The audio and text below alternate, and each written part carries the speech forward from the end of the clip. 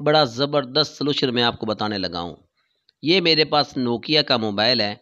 आज मैं आपको बताऊँगा कि इसका बैटरी टर्मिनल हॉट एयर और काबिया के बगैर किस तरह उतारा जा सकता है। आपको पता है हॉट एयर गन से उतारें तो माइक डैमेज होने का या बोर्ड डैमेज होने का अंदेशा होता है। ठीक हो गया जी। ट्यूज़र के ज़रिए उतारें तो आपको पता है कि बैटरी टर्मिनल के पॉइंट्स डैमेज होने का अंदेशा है। करना क्या है, इसका जो ब्लैक कलर का प्लास्टिक है ना, इसको बड़ी मजबूती से पकड़ लेना है। मजबूती से पकड़ने के बाद अप डाउन करना है, जिस तरह ये मैं कर रहा हूँ। पहली दफ़ा ही खींचना नहीं है, हल्का हल्का अप डाउन करना है।